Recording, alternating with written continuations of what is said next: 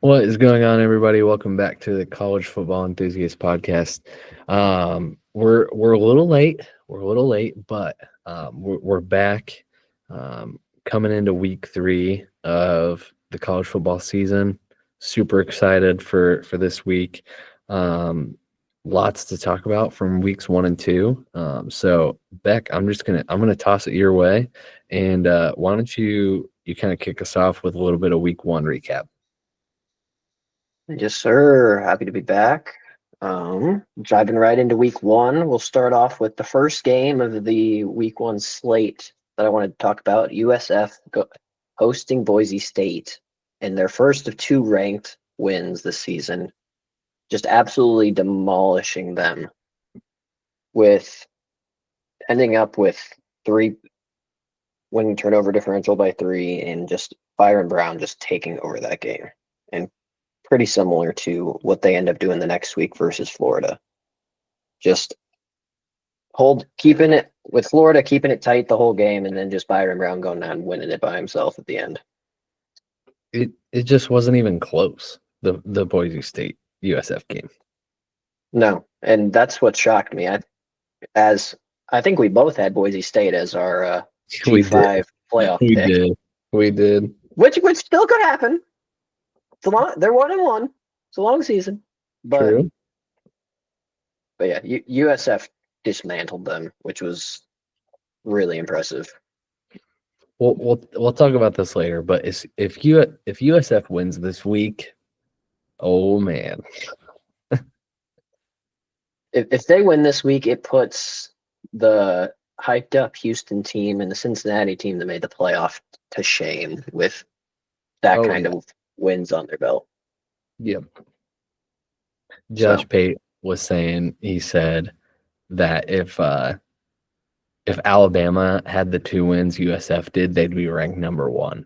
But because it's USF, that's why they're not top 15 in the AP poll.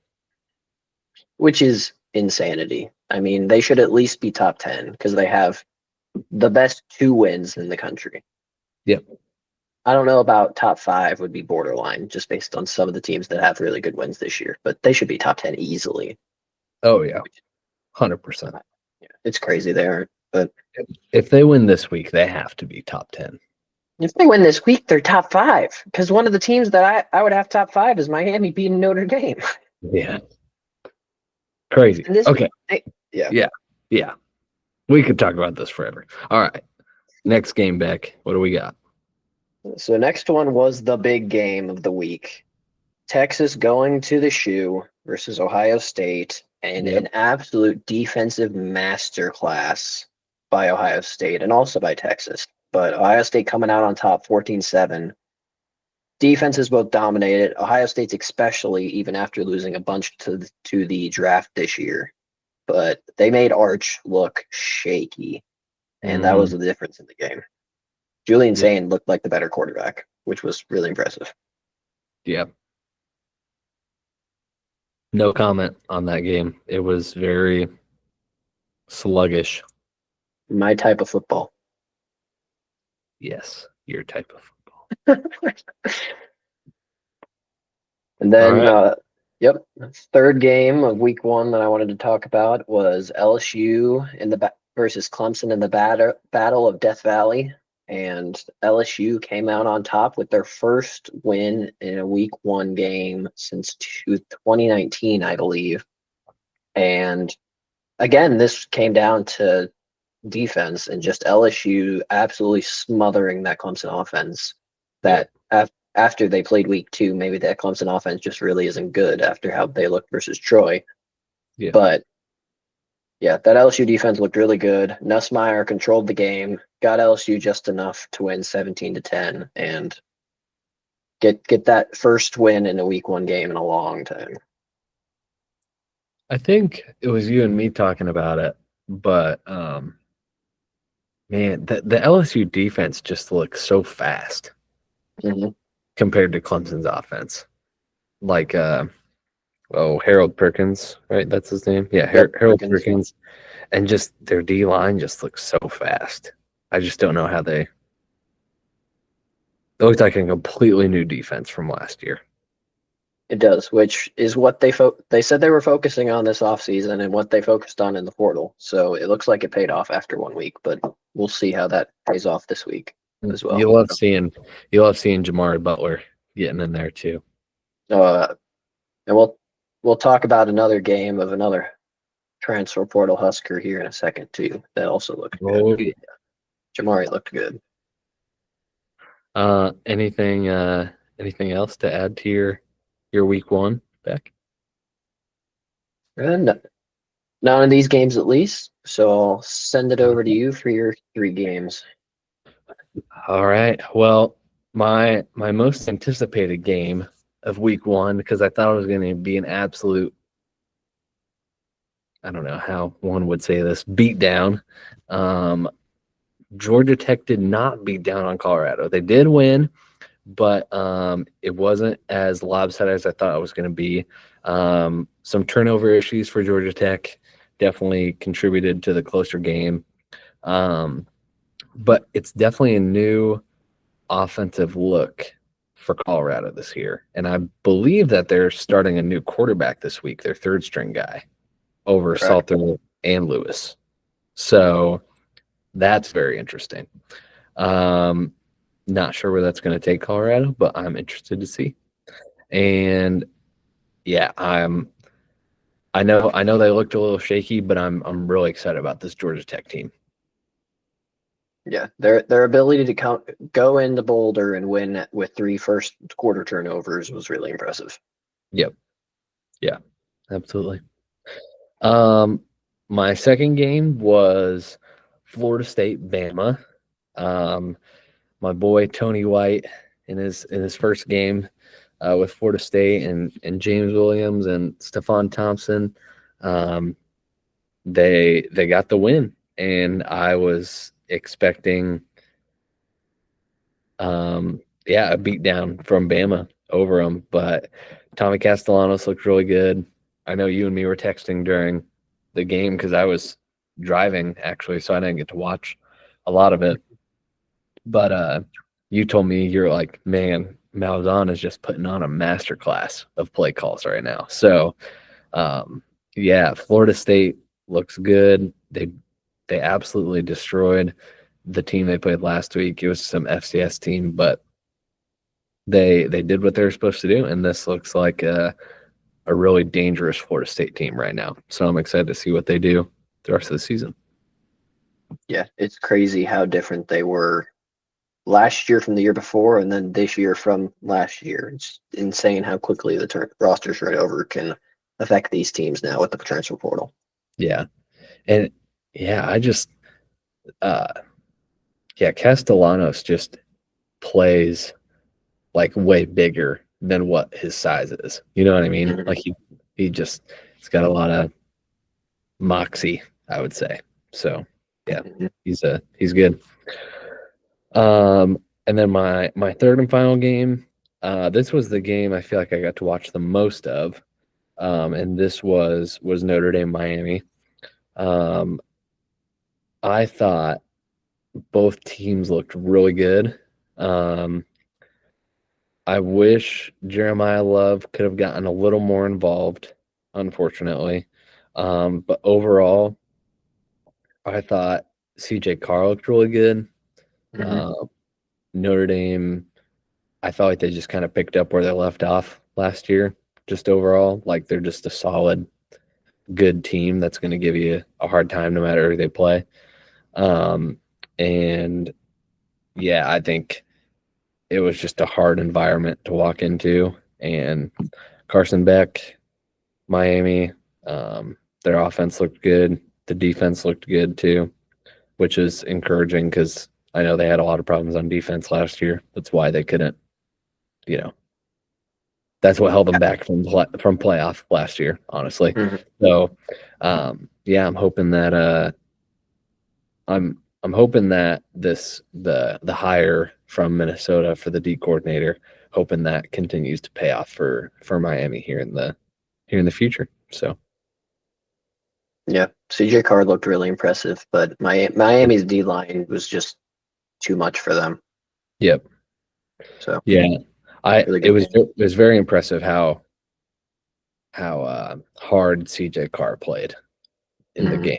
I thought that was really fun to watch. So Definitely. yeah. All right. Let's kick it to week 2. Beck, what games did you have for week 2? Yeah, week 2 start out with the border war. First time since I think it was 2010, 2012 for Kansas at Missouri. Kansas came out of the gate hot, 21-6 in the first quarter, but they could not hold on at Missouri. Ended up Yep. losing 42-31. Prabula looks like the real deal at quarterback. He does. He looks really good. What is it? He had 334 total yards, and he has 0 interceptions at all this season, including the KU game. And Missouri was able to put up 595 yards of offense in that game versus, I think, a decent KU team, which is super impressive. KU is good. I like KU. Yeah, they're good, but Missouri on a different level, at least in this game. So In Missouri, yeah, and I know you were really high on their running back coming in, and he seems to be doing well too, right? he does, and yet he got outrushed by the backup who had a 63-yard rush. So they ended up with 2 guys over 100 yards rushing. So, and then another 300 from Prabula out in the air, which shows how impressive they were. Yeah, I'd love to see. Um, I'd love to see Missouri make a run at the playoff this year. I think they'll have a shot if they're deep. I mean, they ended up holding the good KU offense to 250 yards. So after KU only had 31 yards rushing. That's crazy.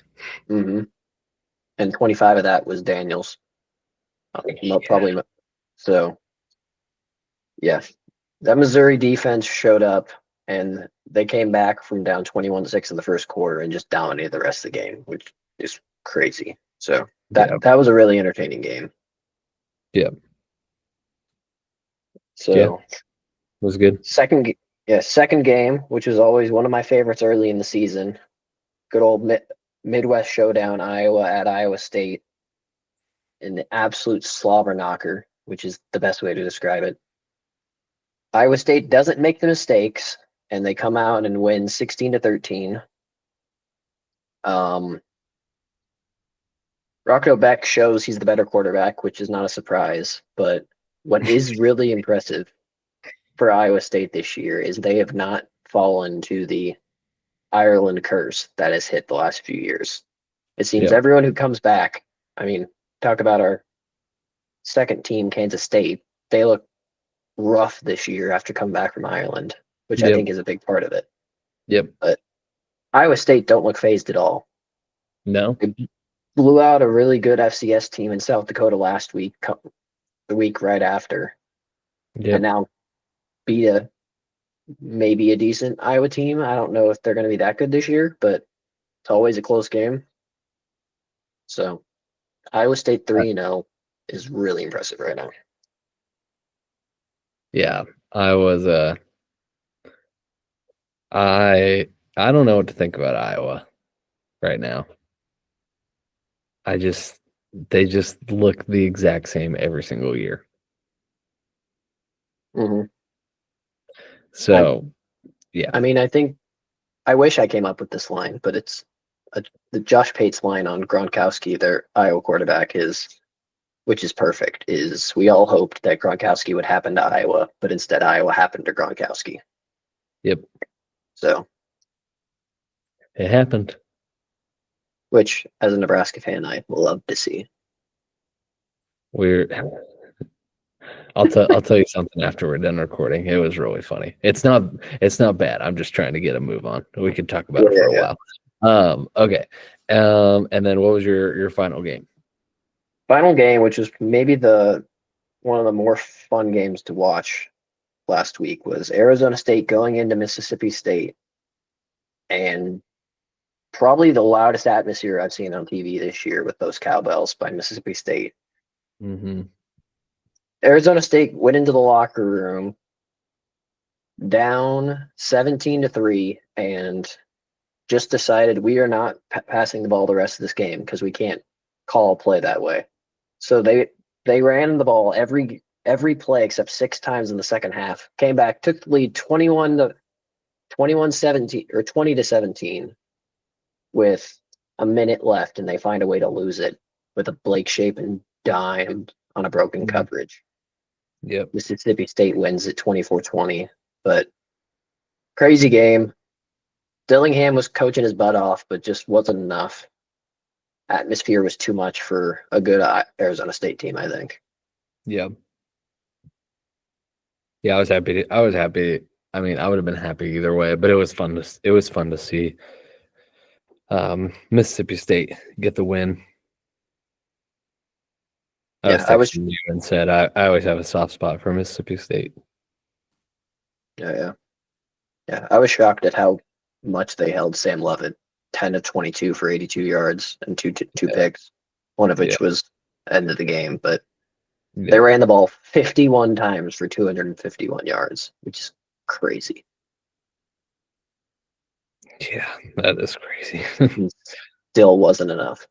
And without Cam Scatterbo. Exactly. Yep. So, yeah, those are my 3. What do you got for week 2? Yeah, I got Illinois Duke. I was worried about Illinois for a while, and then Duke decided to turn the ball over 5 times.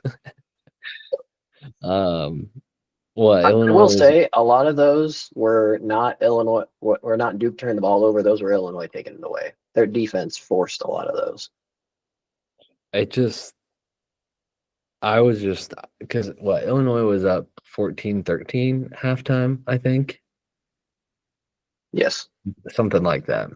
And so I was like, yeah, I didn't know if Illinois was going to pull it out, but they did what good teams do, and they pulled away from them at the end. And Luke Altmaier. It's crazy that 2023 Nebraska beat Luke Altmaier. Like 2023 Nebraska was not a good team. No. But they beat Luke Altmaier. Luke Altmaier has improved so much. It's crazy. Yeah, he's really good. He's really, really good.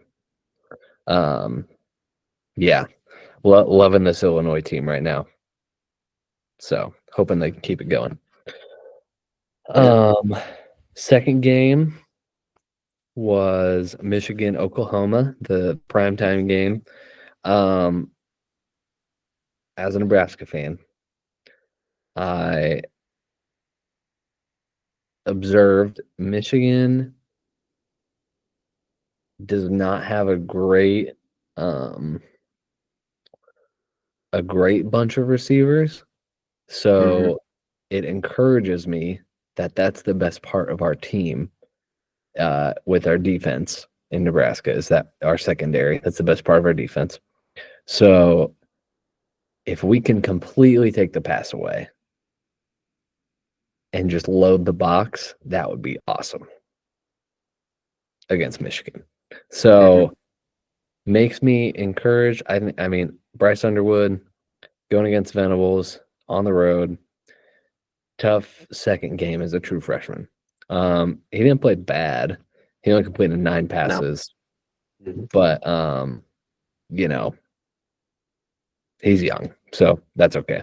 But yeah, Michigan's running game. I know they had that really long, touchdown, and that's really kind of what, made the score look better than what it was. So, but yeah, they can still make explosive plays. So, I think Michigan has definitely good parts of their team. You and me, super high on John Mateer. He had that one bad pick, but overall, he 2 rushing touchdowns, 270 throwing. He looks good, and Oklahoma's receivers look good. So I'm hoping Oklahoma can ride this high of beating Michigan for a while. Yeah, Oklahoma looked really good. The combination of John Mateer also had 74 yards on the ground, just Mhm. all around, really, really good player. Yeah. Another player we know, their best wide receiver, Deion Burks, transfer from Purdue, who was hurt last year, looked really good as well. So I think this offense is going to be able to do just enough to stay ahead of their dominant defense that it looks like they have once again, Yeah. which Yeah. isn't surprising. So Yeah. Um, yeah. And I think I heard on like during the game they were talking about it. Their OC that came from Washington State, he's only 29. I think you're right, which is crazy. That is crazy. Man, that's crazy. Um, okay, my third game was Ole Miss, Kentucky. I watched a lot of this game actually. Um, I definitely thought Ole Miss was going to lose this game. Um, Hmm. Kentucky fumbled it away by what's the word I'm looking for? They just didn't have great coaching during the game. Like they had to take a lot of bad timeouts because they couldn't get lined up the right way. Um, Yeah. and their passing is just not great. Like they just don't have a great pass game. Their run game's pretty good though, with Dowdell, Nebraska transfer, and Hmm. their other guy McGowan Yep. played really good. And so, yeah, I think Kentucky's like so close to being really good because their defense is always really good. Um, and if they could just finally fit together all the pieces on the offense, they'd be a really good team. But yeah, I'm not sure how Ole Miss won this game. I know Kewan Lacey went off 138 yards, but Austin Simmons just does not look great at quarterback for Ole Miss. So Ole Miss got the win over Kentucky, 30-23. But overall, very valiant performance by Kentucky. Yeah. I picked this one as an upset coming into the year. I thought it would be going into this game, but Zach Calzada let me down, which is a sentence that has been said many a time. So Yeah. Um, yeah. Yeah, it was a good first couple of weeks of football, and this week is not going to disappoint either. So mhm. let's kick it into our week 3 preview. Um, Beck. Oh wait, also update. NC State and Wake Forest are currently tied 24-24 in the fourth quarter. I was watching the first half of that game. That game was going crazy. So we got a first-year head coach tied with NC State right now. That's crazy. Hmm. Both teams 2-0. True. It's true. I'm gonna have to turn it on after we get done with this. But um okay. Yeah, week 3. Beck, why don't you start us off with our first game we wanted to talk about. Yeah. So first game to dig into is big showdown in the ACC. Clemson going to Georgia Tech. Just notes I have on this game is Clemson has looked really disappointing this year as someone who had them in their college football playoff semifinals. They just do not look like a playoff team right As- now. And as someone who had them in their natty, winning the natty. Hmm. Oops. So yeah, the real questions going into this game is this Clemson offense and especially their rush game, are they going to be able to do anything, or is this game going to completely be on Cade Klubnik's shoulders, or is and because I don't think the defense can stop Georgia Tech's run game because Georgia Tech rested Haynes King last week so that they could probably run him 30, 40 times this week versus Clemson. Yeah. So Georgia Tech's going to be able to move the ball because Haynes King's just going to run some people over, and because that's what he does. Yep. So I think his game is going to be really interesting. Yeah. What are you thinking? I think Georgia Tech is just. I think Georgia Tech is going to win. I think it's going to be really close because um, I think Clemson has a lot of talent, but yeah, their offense just isn't what we thought it was going to be. They just don't have a run game, and Klubnik, Looks they good. just don't look good right now. They just Yep. struggle. Everything looks hard for them. So I think Georgia Tech's going to win. Um, you know me, I was pretty high on them coming into the year. I think I had them finishing second in the ACC. Um, so yeah, I think Georgia Tech's going to win. I like Hanks King, Kamal Haynes. They got good receivers, so yeah, I think they're going to win. Yeah. I had that pick. I had this as Clemson's only loss coming into the season. Clearly, I was already wrong there, but just even solidifies even more that I think they're going to drop this game to a good Georgia Tech team. So we'll And see if they show I up. had Clemson winning this game preseason. Hmm. So, but no, I think Georgia Tech's going to win. Yeah. Um, Florida LSU. The wounded animal going into Death Valley.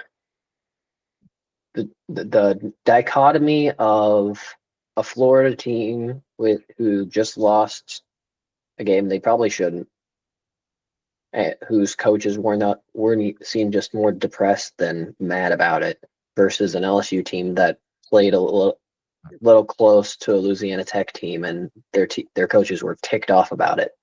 Yep. I want to think Florida rebounds, but from what I've seen from this Florida team and just how they collapsed at the end of that USF game, I think there's potential for LSU to steamroll them. I don't know if LSU's offense can steamroll, so I think it probably ended up something like 31-10 if it's a blowout, but I think it's somewhat close. Yeah. But I think LSU wins this by double digits. Yeah, I'm with you. I I feel bad for Florida, because I feel like they have a lot of potential. Like Lagway has flashed for sure. Mhm. Um, and I think they just overlooked a USF team. I just think they overlooked them, and um, they just didn't care enough to win the game. So yeah, and I just think Death Valley at night, Garrett Nussmeier, that defense. Yeah, I just don't think it's a good situation for Florida to be walking into. So I'm going to agree with you there. I think it's by double digits and LSU wins. Yeah, there's overlooking USF, and then there's going into halftime with I think they were up 1 point, and then it's still not caring, and then you get to the end of the game and you fail to just run the clock out, and Yep. and then you get an unsportsmanlike conduct for trying to be Jalen Carter by the Florida defense. So Yep. just undisciplined is what I have here, and Yep. I don't understand it. Yep. Also, they had the preseason number one offensive line in the country, and they were getting pushed around by USF. Imagine what LSU is going to about ready to do to them. Yeah. So Yeah. Tennessee, Georgia. so I've listened to different shows throughout this week. I've heard people go back and forth on this one. Really, the sentiment that most people have is Kirby Smart wins these games. Kirby Smart's going to win this game. I disagree because I I just felt something in the preseason. I still don't think Tennessee is that good, but I think they catch Georgia at the right time. I think they catch them early. And literally all I have down here is notes that the reason Tennessee wins this game is home field, Josh Heupel offense, and just a feeling. That's all I have on this. It's a hunch. But I think Love Tennessee it. wins this game. Love it. I'm pulling up who I actually picked preseason in this game. Mm. I picked Georgia. And Georgia did not look good last week against whoever they played. Was it Austin P, I think? Yes. And they only scored like 28 points. As far as I remember, Tennessee handled business last week. Yeah, 72-17. You know what, Beck? Screw it. I'm going to join you. Tennessee wins. Last second field goal.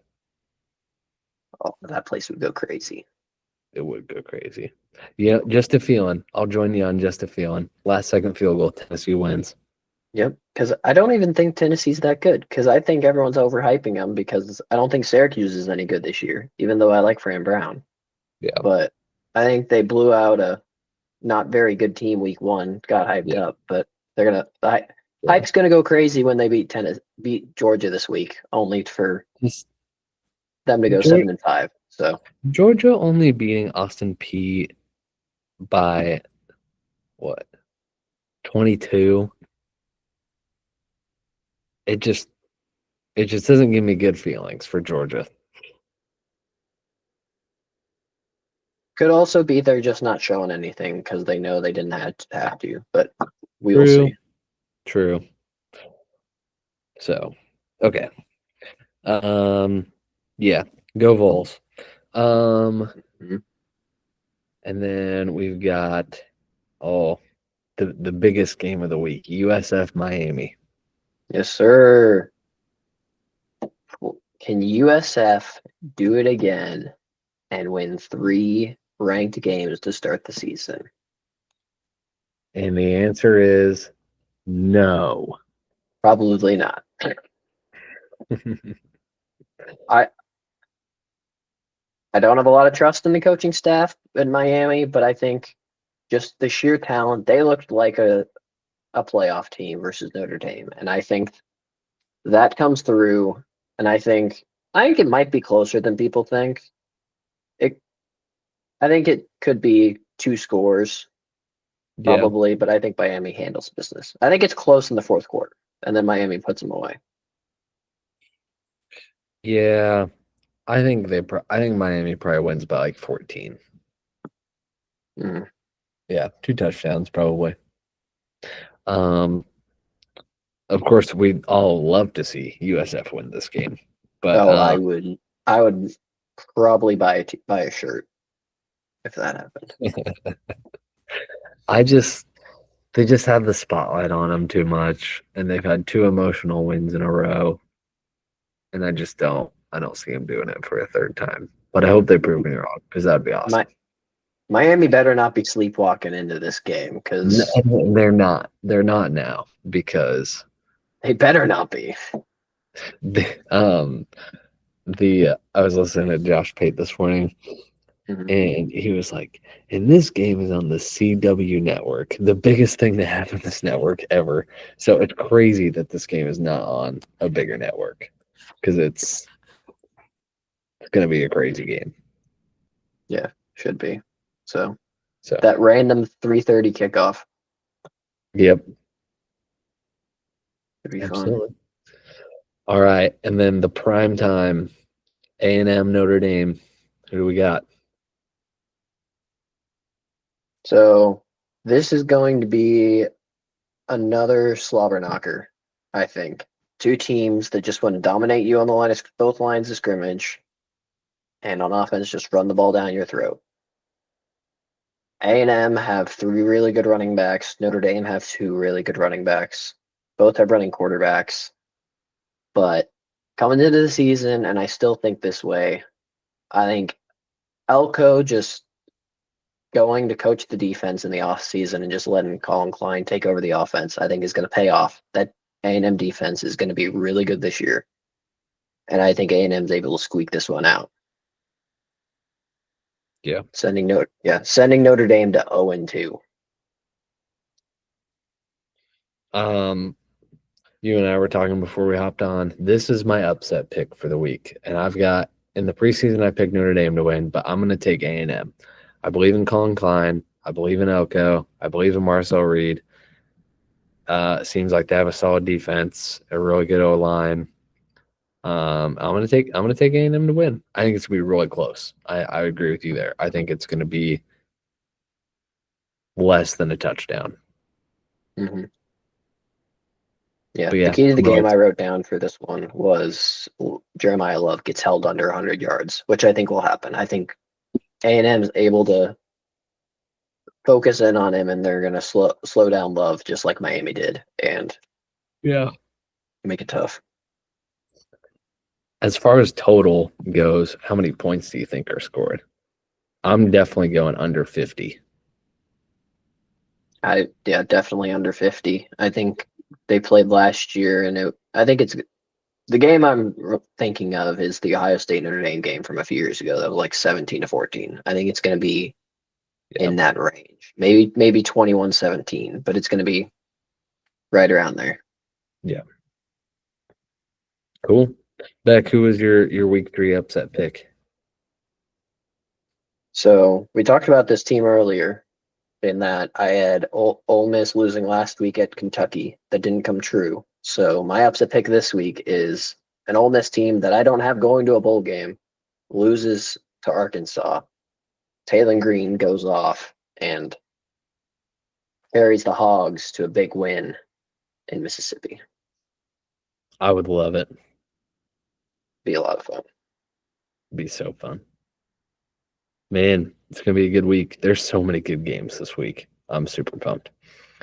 All right. Well, those of you who don't care about Nebraska football that actually listen to this podcast, now would be your time to hop off, because I would assume for the next 10 to 15 minutes we're talking about Husker football only. So, Beck, we have not discussed the Akron game in full. How do we feel about the Akron game? Major takeaways from it, and what do we think about Houston Christian this week? And how much do you think we're going to win by? So that was probably the most relaxed and enjoyable I've had for a second half of a Husker football game in a long time. Yeah. The defense's heart and ability to hold them to the first shutout we've had since 2013 was massive and really impressive. And getting to see the first team offense just took care of business. I don't think we had, the punter did not see the field. The only times we didn't score were the fumble on the goal line and the goal line stand, which we need to get those two things figured out. But I was listening to different people, and apparently Bama got stuffed on the goal line by Louisiana Monroe this week too. So apparently we're not alone on that. So I don't feel as bad, but getting to see the backups go in and absolutely dominate as well versus the first team Akron team, which probably isn't a great team, but it would have been a 10-point game in the fourth quarter with the previous Nebraska teams. So that was some of the most fun I've had watching Nebraska in a while. Yeah. Yeah, I'm with you. I think it was, I guess, like, even though it was just an absolute blowout, man, it was just so fun to watch. Like, it was just like, it just got more fun the more points we scored. You know what I mean? And like most people are like, oh, this game's just boring. Like, I was just basking in the glory of that game. It was just, it was so nice. I was so relaxed. It was so fun. Yeah, I think the defense, I know Akron is, a MAC team. You know what I mean? MAC teams. And a bad MAC team. Yeah. I know some MAC teams really good, some mediocre. Probably maybe the worst MAC team this year. But overall, it's still hard to shut out a team. Yes. Especially when you play 3s and 4s and 5s, So yeah, I think it was just a good game. Like, we definitely had the fumble. We had that goal line stand. And I think you and I both agree that probably wasn't the best to play calls for the goal line. Trying to do the tush push just wasn't a great call. Still got to execute it. But yeah, I think going in and watching the backups play at that high of a level against their starters was super encouraging too. Yeah, especially the defense, because I know that was the first team of Akron offense out there, and they continued to shut them down. Yep. Yep. What was did you, I can't remember what your score prediction was. Did you have a score prediction For Akron or Houston? for Akron?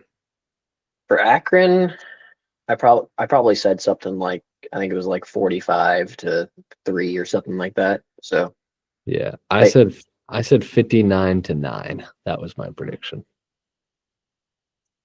yeah, so they well outdid even both of us. So Yeah.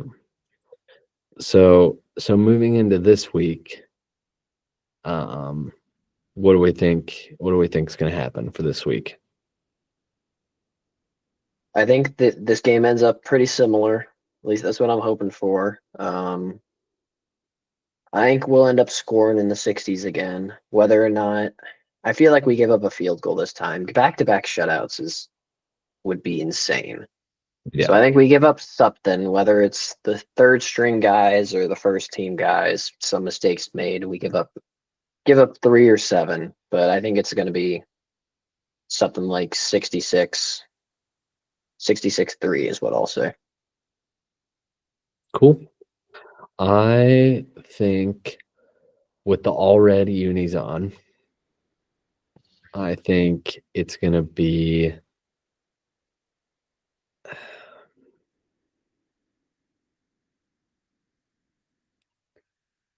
See, I can't decide if I think they're going to score less this week or if I'm just going to be proved wrong and they're going to come out guns a-blazing again and do exactly what they did last week. So, I'm going to say we win. I'm going to go. Oh man. I'm going to go 66-0. I think we'll go double shutout. That'd be insane. But It would be insane. I'm going to try to be positive. I'm going to go 66-0. 66-3 isn't positive? No. For me, I'm like myself. I want to say something like 50-13. You know what I mean?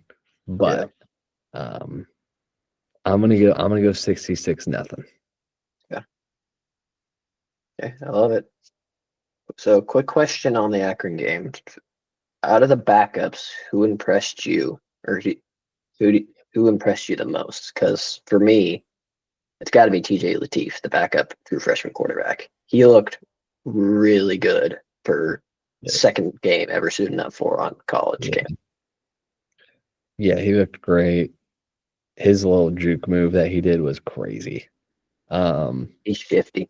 In comparison to Dylan Raiola's attempted spin move. It was Correct. awesome. I loved it. Um, yeah, I think TJ looks really good. Um, the guy I'm gonna bring up is a backup, but he sees the field a decent amount. But Mhm. I thought Quinn Clark, his touchdown catch was crazy. Like Okay. caught Yeah. it in coverage, broke a tackle, and then leaped over a guy and ran it in. That was super impressive to me. He Uh, already looks like a better version of Isaiah Nayor. yeah, he's so tall. He's like 6'5". Mhm. It's crazy. Um, so yeah, that was. I think he probably stuck out to me the most. Um, so yeah, that I'd say Quinn Clark. Yeah. One more guy I want. Just because that's hard to do, Yeah. And the one guy also at the end of the game that I want to shout out is Isaiah Mosey, because Beck would just refuse to get tackled. His after contact was crazy at the end of that game. Love to see. Yep. I agree. Mm-hmm. Yeah, man, last week was so fun. So, well, we have very similar score predictions for this week. We do, and they're just gonna have to one up us again. So, if it's I'm hoping it's a good game like it was last week. So I'm excited. But anything else before we hop off? Don't think so. Just really excited for the slate of college football because we are fully into the season now, and it's so great. So good. Love it. All right. Well, I think we'll probably be back on next week, but if not, this has been fun, and we're excited to see how this week goes. And go Big Red. Go Big Red. All right. Bye, everybody.